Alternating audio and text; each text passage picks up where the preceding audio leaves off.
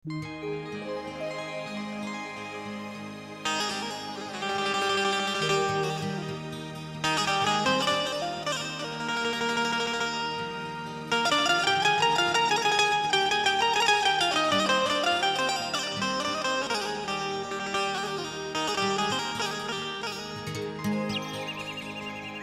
सामीन हज़रात, super cassette industries limited और गुलशन कुमार पेश करने जा रहे हैं एक ऐसा वाक़या जो बहुत ही दिलचस्प है।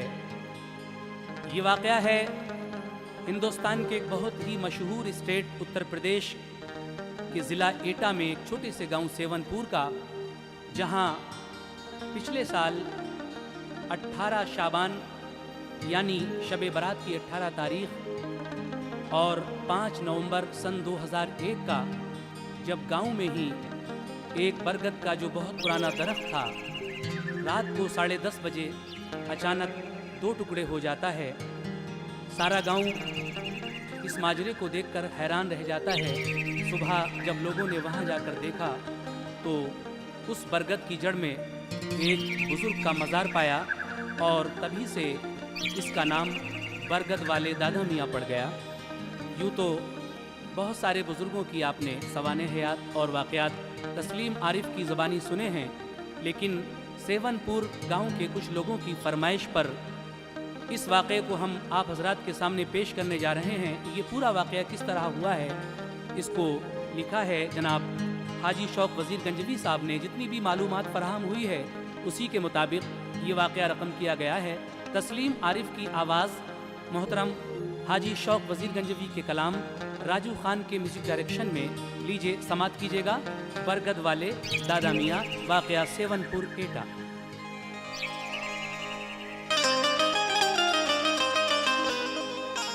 ऐ खुदाए पाक जिस पे तेरी रहमत हो गई, दोनों आलम की उसे हासिल मसरत हो गई। मारुफत का नूर तूने उसके दिल में भर दिया, जिसको सरकारे दो आलम से मोहब्बत हो गई। जिसको सरकारे दो आलम से मोहब्बत हो गई, लेकिन जिसको भी रब ने अता एक जामे इरफां कर दिया, उसने संगे खार को लाले बदख्शां कर दिया। आशिकों ने तेरे जुल्मत में उजाले कर दिए, तेरे वलियों ने बयाबा को गुलिस्तां कर दिया। लीजिए हजरात, यहाँ से इस वाक़े को समाप्त कीजिए। वाक़या सुनिएगा सेवनपुर का ऐ दोस्तों, वाक़या सुनिएगा सेवनपुर का ऐ दोस्तों। क्या हकीकत है वहाँ नजरों से जाकर देख लो, क्या हकीकत है वहाँ नजरों से जाकर देख लो, क्या हकीकत है वहाँ नजरों से जाकर देख लो। वाक़या सुनिएगा सेवनपुर का है दोस्तों, वाक़या सुनिएगा सेवनपुर का है दोस्तों, वाक़या सुनिएगा सेवनपुर का है दोस्तों। क्या हकीकत है वहाँ नजरों से जाकर देख लो, क्या हकीकत है वहाँ नजरों से जाकर देख लो, क्या हकीकत है वहाँ नजरों से जाकर देख लो, क्या हकीकत है वहाँ नजरों से जाकर देख लो।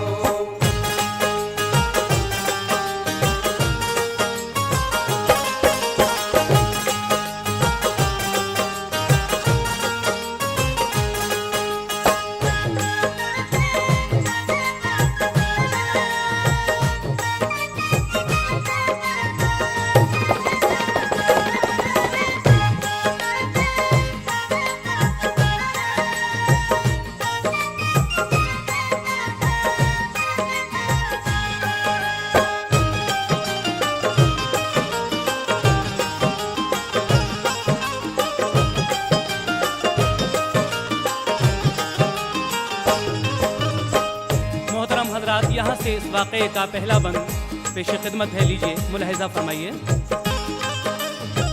है जिला एटा में गाँव, नाम सेवनपुर है। गाँव है लेकिन वो कस्बों की तरह मशहूर है। गाँव वाले खेती बाड़ी करते हैं, व्यापार बंद उसकी है तहसील, एक मशहूर बस्ती कासगंज।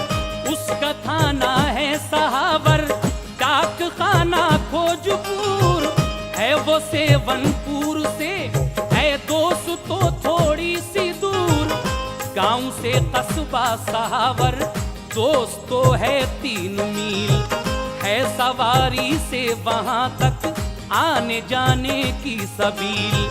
गांव से उत्तर में कब्रस्तान है वाक़े जहां। है बड़ा मैदान, 2 नहरें वहां पर हैं रवां।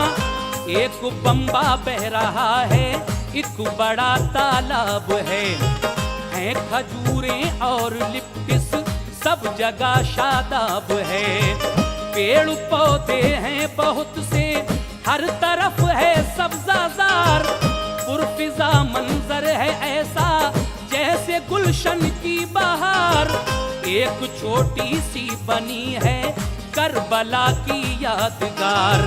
है उसी मैदान में एक ईदगाह भी शानदार। एक अजीम शान बरगद भी था कब्रस्तान में, जो था सदियों से खड़ा उस पुरफिजा मैदान में। उस शजर की दूर तक फैली हुई थी डालियां। उस शजर की दूर तक फैली हुई थी डालियां।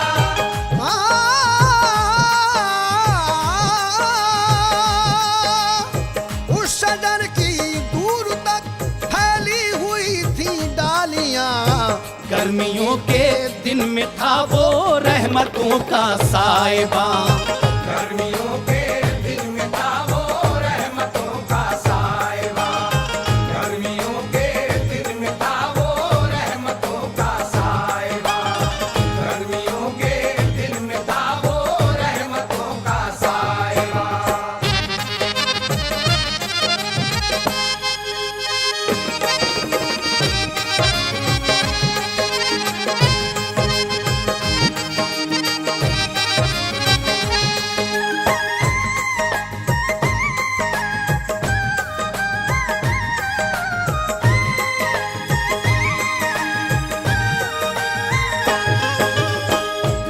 मोहतरम हजरात, उसी सेवनपुर गांव में बरगद का ये सदियों पुराना दरख्त, जिसकी शाखें 5 बीघा खेत में फैली हुई थीं और गर्मी के दिनों में अक्सर दोपहर में लोग इस पेड़ के नीचे आकर बैठ जाया करते थे।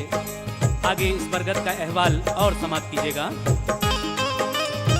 5 बीघा खेत पर रहता था वो साया फिगन। उससे रौनक दूर तक थी, वो था वो शजरे कुहन। रात के आलम में अक्सर कहते हैं ज़ेरे शजर, रोशनी ही रोशनी लोगों को आती थी नजर। उसके जैसा पेड़ कोई उस इलाके में नहीं था। वो सारे गांव की राहत का सामा बिल यकीन। ऐसी कब्रस्तान में हर वक्त रहती थी नमी। खोदने पर कब्र के अंदर निकलती थी तरी। होती थी मैयत को अंदर रखने में दिक्कत बड़ी, क्योंकि भर आता था पानी और मैयत भीगती। हजरात, उसी गांव के कब्रिस्तान में जब किसी की कब्र खोदी जाती थी तो कब्र के अंदर बहुत ज़्यादा तरी निकलती थी, कभी कभी पानी भी आ जाया करता था। गांव वालों की राय हुई कि क्यों ना इस बरगद को बेचकर कब्रिस्तान के लिए कहीं दूसरी जगह ज़मीन मोल ली जाए। और फिर क्या हुआ, समाप्त कीजिए। गांव के कुछ लोग बोले पेड़ सारे बेच दो और कब्रिस्तान को अच्छी जगह अब मोल लो। कुछ किराए थी कि इस बरगद को मत कटवाइए, गर्मियों में फिर कहाँ जाएंगे साए के लिए। इस तरह से बिकते बिकते रह गया वो चंद बार, बच गया कटने से बाकी रह गई उसकी बहार।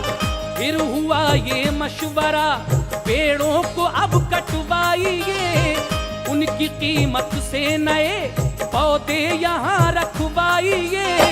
जब बड़े होंगे वो पौधे लाखों के बिक जाएंगे। जब बड़े होंगे वो पौधे लाखों के बिक जाएंगे।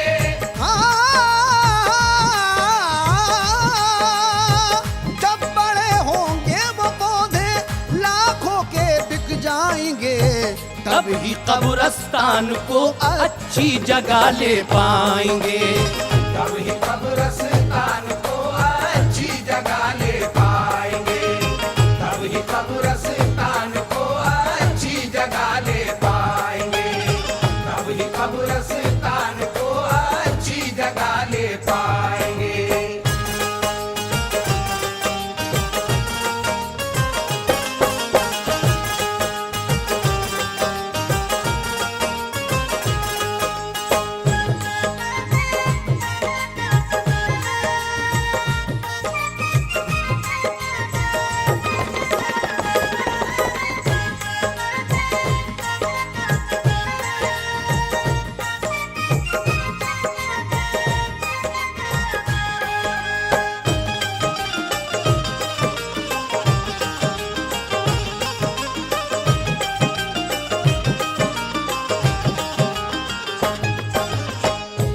गांव के मशवरे से ये तय पाया जाता है कि कब्रिस्तान के इन पुराने पेड़ों को बेचकर क्यों ना अलग ज़मीन लेकर नए पौधे लगवाए जाएं, और जब वो बड़े हो जाएंगे तो लाखों रुपए के बिकेंगे और उनसे एक नई जगह कब्रिस्तान के लिए ले ली जाएगी। इस बात पर सारी बस्ती राजी होती है और आगे क्या होता है मुलाहिजा फरमाइए। अलगरज इस बात पर वो बस्ती राजी हो गई, तब दरख्तों के खरीदारों से मिलकर बात की। बिक गया बरगद वो कीमत तय हुई 55,000, हो गया उसका बयाना काट ना पाया करार। थी अकेले एक बरगद की ही लकड़ी लाख की, इसलिए लकड़ी के ठेकेदारों ने वो मोल ली। तय हुआ कि कल सुबह बरगद वो काटा जाएगा, पहले जो बुद्धे हैं उनको छांटा जाएगा। आदमी क्या कर सकेगा, हर तरह मजबूर है, बस वही होता है जो अल्लाह को मंजूर है। पीर का दिन रात थी 18वीं शाबान की, था नवंबर का महीना 5वीं तारीख थी। 2001 सन थी तब है मेहरबानो ईसवी, 1422 हिजरी देखो है लिखी हुई।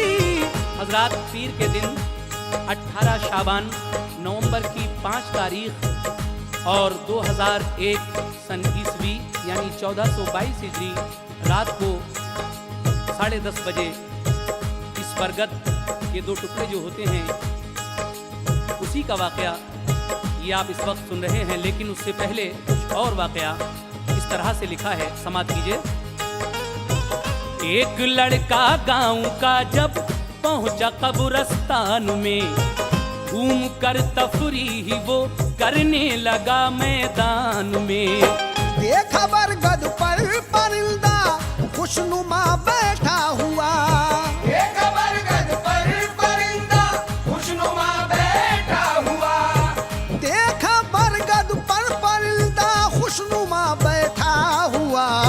बेखुदी में कर रहा था शाख पर हम बेखुदा, बेखुदी में कर रहा था शाख पर हम बेखुदा, बेखुदी में कर रहा था शाख पर हम बेखुदा, बेखुदी में कर रहा था शाख पर हम बेखुदा।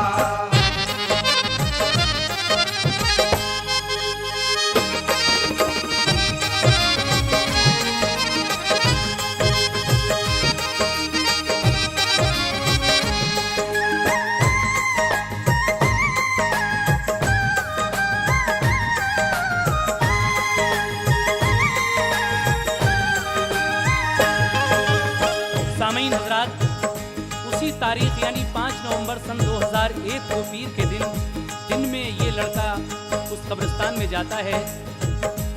घूम कर देखा तो उसी बरगद पर एक खुशनुमा चिड़िया बैठी हुई थी।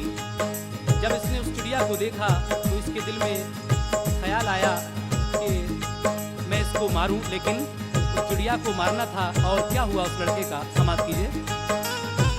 उस बशर को शौक ने ऐसा किया बेइख्तियार, खुशनुमा चिड़िया को उस नादान ने कर डाला शिकार। ये खुदा जाने उसे उस वक्त क्या आया नजर, उसको हैबत सी हुई, खामोश पहुंचा अपने घर। हो गया बीमार, घर जाते ही फिर ले ली दवा, लेकिन उसको उस दवा से हो सका ना फायदा। हुक्म खालिक का किसी हालत में भी टलता नहीं, मौत के आगे किसी का जोर कुछ चलता नहीं। ऐसा बिगड़ा हाल उसका कि उसी दिन मर गया। घर में रंजो गम का वो तूफान बरपा कर गया। उसके घर वालों पे क्या गुजरी बता सकते नहीं, हम किसी नाशाद के दिल को दुखा सकते नहीं। हो गया एकदम अचानक जबकि उसका इंतकाल, गांव में उस मौत का सबको हुआ बेहद मलाल। जो भी करना था उसे दुनिया में आकर कर गया, ये समझ लीजिए कि एक मेहमान अपने घर गया। जिंदगी और मौत का मालिक है रब्बुल आलमीन, जिंदगी और मौत का मालिक है रब्बुल आलमीन, जिंदगी और मौत का मालिक है रब्बुल आलमीन। उसकी मर्जी में किसी का कोई भी चारा नहीं, उसकी मर्जी में किसी का कोई भी चारा नहीं, उसकी मर्जी में किसी का कोई भी चारा नहीं, उसकी मर्जी में किसी का कोई भी चारा नहीं।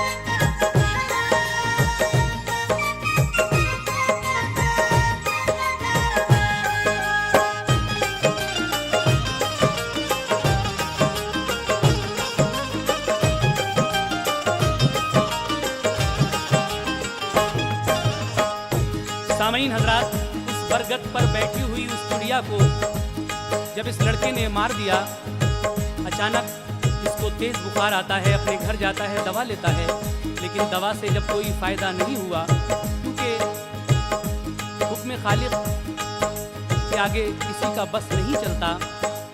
धीरे धीरे शाम तक इस लड़के की तबीयत और ज़्यादा ख़राब होने लगती है और बिलाखिर उसका इंतकाल हो जाता है। इन्ना लिल्लाहि व इन्ना इलैहि राजिऊन। जब इंतकाल हो गया, घर वाले अजीब कश्मकश में, लेकिन जब इस लड़के की मैयत को उस कब्रिस्तान में दफन करके रात को लोग अपने घर आए तो क्या हुआ, इस बंद में मुलाहिजा फरमाइए। उसकी मैयत के लिए फिर गुस्ल दिलवाया गया, सब्र से कुछ काम लेकर उसको कफनाया गया। घर से बाहर लाए मैयत, फिर नमाज उसकी हुई, लाके कब्रिस्तान में फिर दफन वो कर दी गई। दफन करके गांव वाले अपने घर वापस गए। 10:30 उस दम घड़ी में बज रहे थे रात के।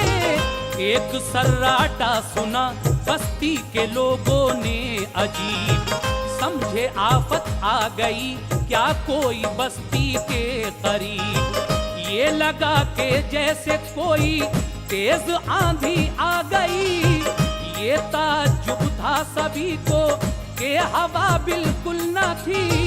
सुन के वो आवाज सारे गांव वाले डर गए।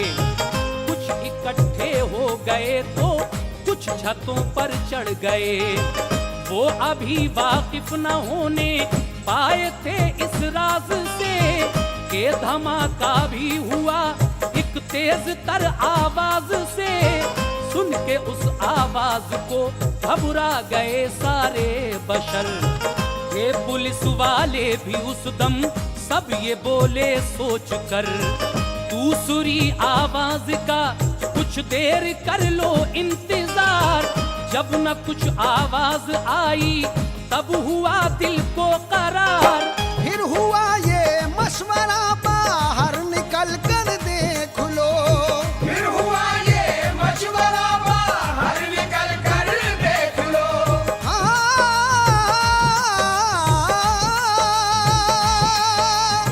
फिर हुआ ये मशवरा बाहर निकल के देख लो। जिस तरफ से आई ये आवाज चल कर देख लो। जिस तरफ से आई ये आवाज चल कर देख लो। जिस तरफ से आई ये आवाज चल कर देख लो। जिस तरफ से आई ये आवाज चल कर देख लो। जिस तरफ से आई ये आवाज चल कर देख लो। जिस तरफ से आई ये आवाज चल कर देख लो। जिस तरफ से आई ये आवाज चल कर देख लो। जिस तरफ से आई ये आवाज चल कर देख लो। जिस तरफ से आई ये आवाज चल कर देख लो।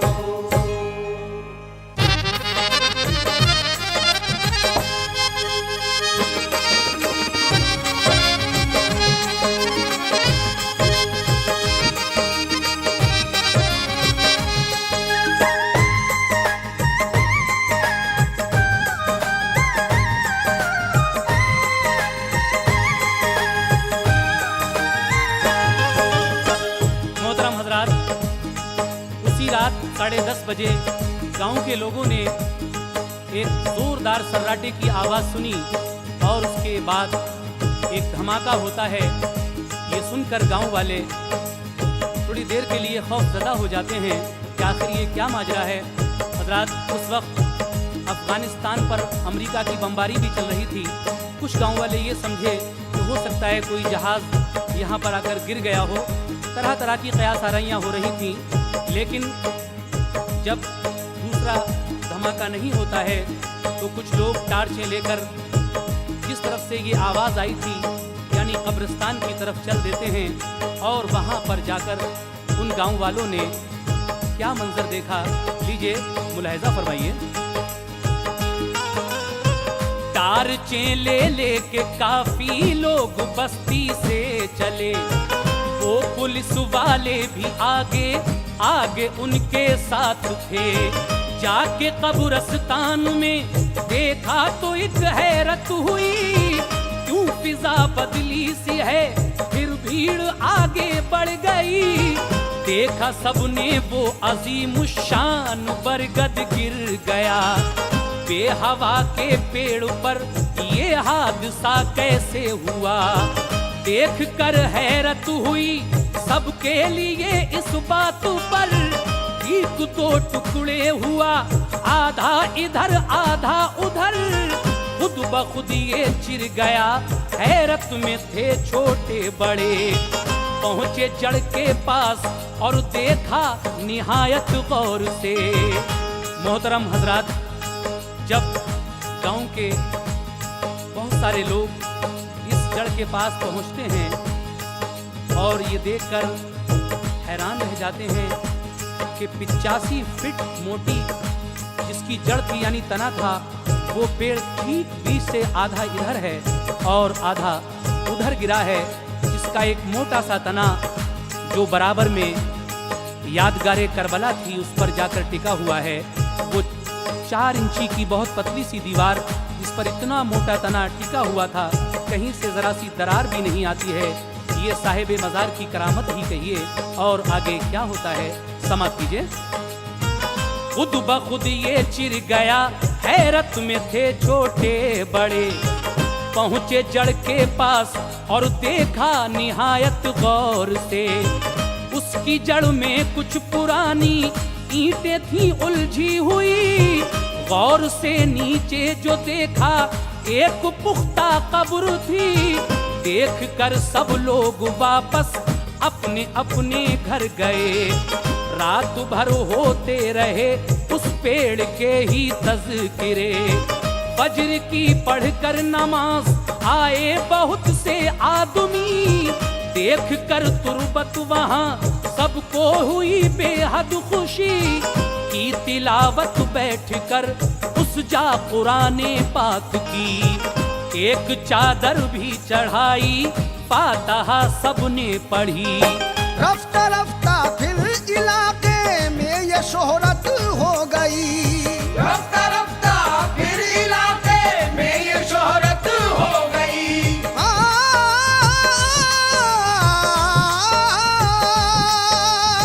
रफ्ता रफ्ता फिर इलाके में ये शोहरत हो गई। एक सेवनपुर में जाहिर ज़ियारत हो गई, एक सेवनपुर में जाहिर ज़ियारत हो गई, एक सेवनपुर में जाहिर ज़ियारत हो गई, एक सेवनपुर में जाहिर ज़ियारत हो गई।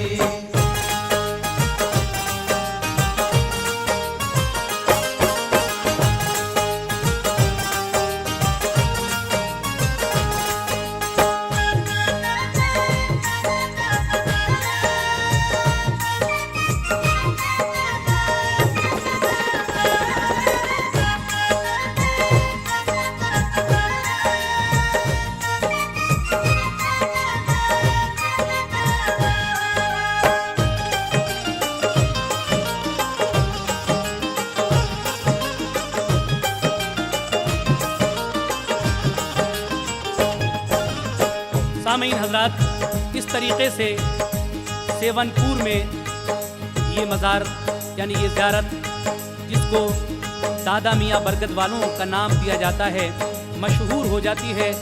जब ये शोहरत सेवनपुर से बाहर गई तो फिर इसकी ज़ियारत के लिए बड़ी दूर दूर से लोग आने लगे। और फिर क्या हुआ, समाप्त कीजिए। ये खबर जिसने सुनी वो देखने को चल दिया, आदमी औरत हर एक मुश्ताक ज़ियारत हो गया। देखा जाकर जिस किसी ने पेड़ के नीचे मज़ार, बोला बेशक है ये कारे कुदरते परवरदिगार। दूर तक जब ये खबर पहुंची तो ज़ियारत के लिए गाड़ियां ले ले के पहुंचे काफिले पर काफिले। 2 किलोमीटर में भारी एक मेला लग गया, मोटरों कारों का जारी हो गया एक सिलसिला। मुनाकिद होने लगी फिर महफिलें तकरीर की, होती रहती है तिलावत भी वहाँ कुरान की।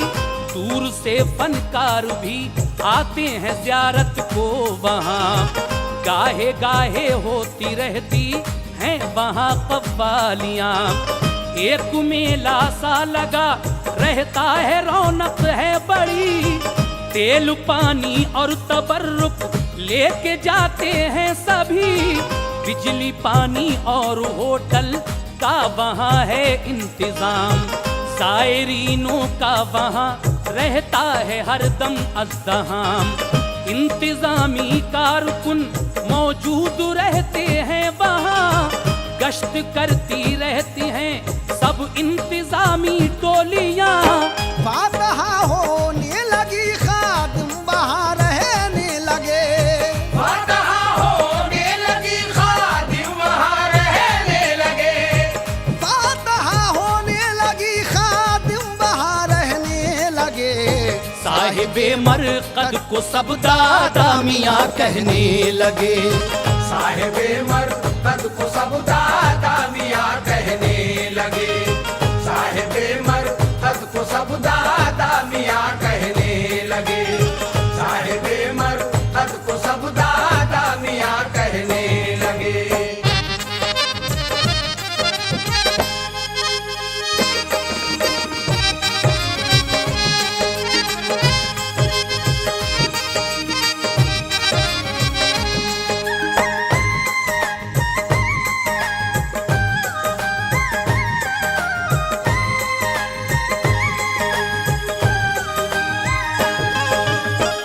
मोहतरम हजरात, ज़ायरीन की सहूलत के लिए गांव वालों ने बहुत ही बेहतरीन इंतज़ाम किया हुआ है।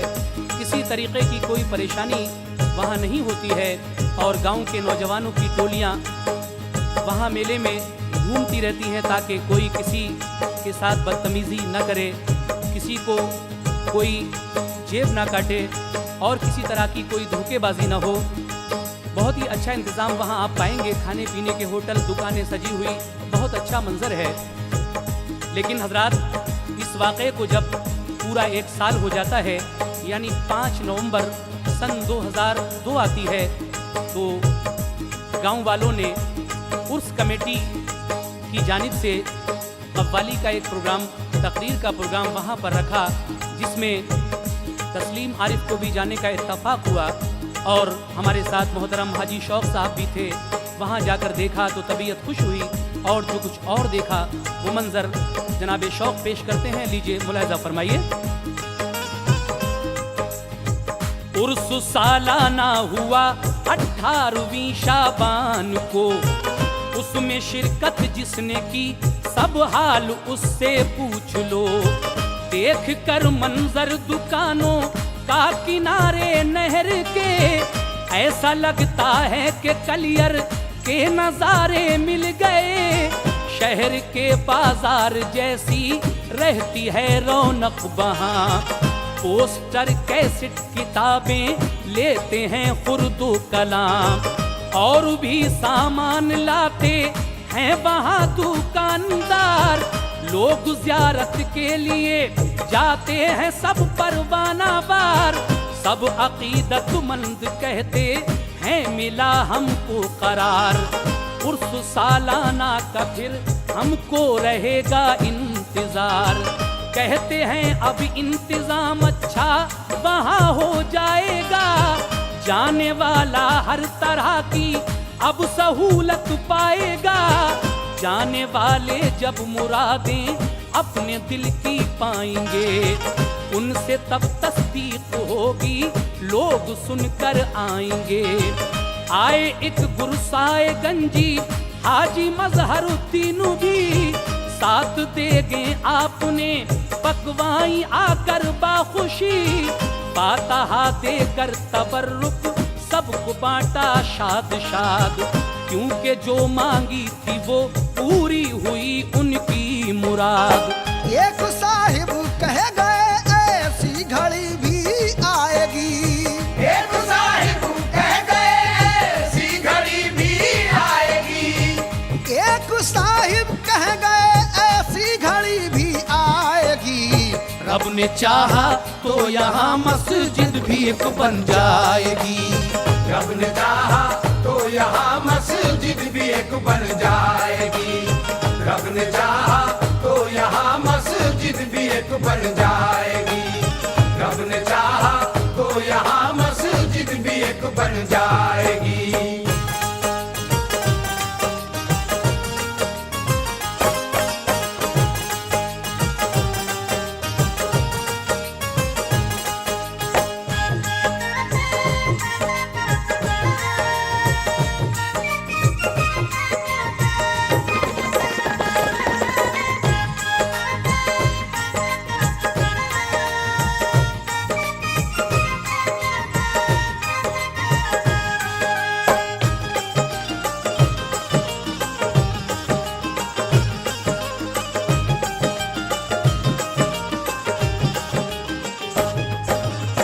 पहले उर्स की रौनक देखकर सभी की जुबान पर यह था कि कब दूसरा सालाना उर्स आएगा और हम लोग फिर इसी जगह जमा होंगे।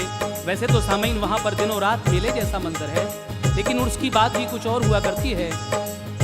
गुरसाहिबगंज के एक हाजी साहब जनाब मजहरुद्दीन, जिन्होंने कुछ दुआ मांगी थी और परवरदिगार आलम ने अपने वलियों के वसीले से जब उनकी वो दुआ मकबूल फरमाई तो उन्होंने वहाँ पर आकर साथ देके पकवा कर लोगों में तबर्रुक बंटवाया। एक साहब ये भी कहकर गए हैं कि रब ने चाहा तो बहुत जल्द यहाँ एक मस्जिद भी बनवा दी जाएगी। और उसके बाद आगे क्या क्या होगा, लीजिए मुलाहिजा फरमाइए। कुछ मरीजों ने भी पाई है शिफा ए दोस्तों, जिन मरीजों ने शिफा पाई है उनसे पूछ लो, जिनको बरसों से थी बीमारी वहाँ अच्छे हुए, आए थे रोते हुए वो घर गए हंसते हुए, हो गया कितने गरीबों का भला ये देखिए, मारे मारे फिर रहे थे लग गए वो काम से, जिसने भी खोली दुकानें काम उनको मिल गया इतने वसीले से बहुत सा फायदा, पहले जो गुमराह थे वो राह पर आने लगे, दूर उनका दुख हुआ आराम वो पाने लगे, बस गई दिल में अकीदत औलिया अल्लाह की, मिल गई राहे सदाकत और हक की रोशनी, रात दिन चलती है मोटर कार से वनपुर को, रास्ते में सबको अब अमनो अमा है दोस्तों, जाके स्टेशन पे देखो फजल से अल्लाह के। मोहतरम हज़रात ये भी सुन लीजिए कि जब कुछ लोग ट्रेन से आते हैं तो वो कानपुर कासगंज लाइन पर, कासगंज से कुछ दूर सहावर एक रेलवे स्टेशन पड़ता है छोटी लाइन का, वहीं जो ट्रेन से आते हैं वो उतरते हैं और वहाँ से उनको आने जाने के लिए कोई परेशानी नहीं है, हर तरह की सहूलत है। लीजिए मुलाहिजा फरमाइए। जाके स्टेशन पे देखो फजल से अल्लाह के, तांगे रिक्शे वालों को खुशहाली के दिन आ गए, देखते ही देखते एक इनकलाब आया वहाँ, कल जो वीराना था वो अब बन गया है गुलसिता, फैज है जारी वहाँ अब फजल से अल्लाह के, फैज है जारी वहाँ अब फजल से अल्लाह के, फैज है जारी वहाँ अब फजल से अल्लाह के, है ये फरमाने नबी कोई वसीला ढूंढिए, है ये फरमाने नबी कोई वसीला ढूंढिए, है ये फरमाने नबी कोई वसीला ढूंढिए, है ये फरमाने नबी कोई वसीला ढूंढिए।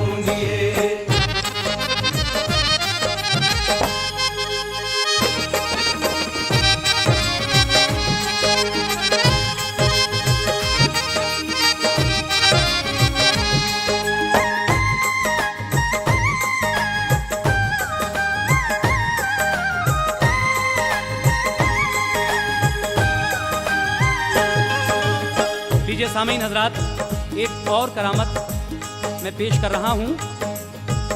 एक ये भी है करामत, पेड़ वो जिस दम गिरा, पतली सी दीवार पर वो करबला की रुक गया, यानी मोटा भारी गुद्दा एक उस पर गिर गया, साल भर से है अभी तक वो वहीं रखा हुआ, सर्रा भर दीवार को पहुंचा नहीं कोई जरर, होता है सबको ताज्जुब अब भी उसको देख कर, जो अकीदतमंद हैं लाते हैं सुनकर वो यकीन, बद अकीदा लोग तो वलियों के कायल ही नहीं, शहर दिल्ली का है एक मशहूर सच्चा वाकया, बादशाह मुनकिर हुआ हजरत निजामुद्दीन का, उनकी हर सच्ची करामत को वो झुटलाता रहा, अपनी ताकत रोब से वो उनको धमकाता रहा, आपने फिर उसके हक में रब से कर दी बद्दुआ, उसके महलों पर गिरी बिजली वो जलकर मर गया। हजरत साबिर को मस्जिद में नहीं रुकने दिया। सबको ये मालूम है अंजाम उसका क्या हुआ। आपके फरमान पर मस्जिद वो फौरन गिर गई। मोतक़िद लड़का बचा और मर गए सब आदमी। हजरत ख्वाजा को जब पानी नहीं लेने दिया, आपने पानी वो सब कासे में अपने भर लिया। अबू जहल ने मौजज़े देखे रसूल अल्लाह के। अबू जहल ने मौजज़े देखे रसूल अल्लाह के। अबू जहल ने मौजज़े देखे रसूल अल्लाह के। पर समझ में कुछ न आया रूसिया गुमराह के। पर समझ में कुछ न आया रूसिया गुमराह के। पर समझ में कुछ न आया रूसिया गुमराह के। पर समझ में कुछ न आया रूसिया गुमराह के।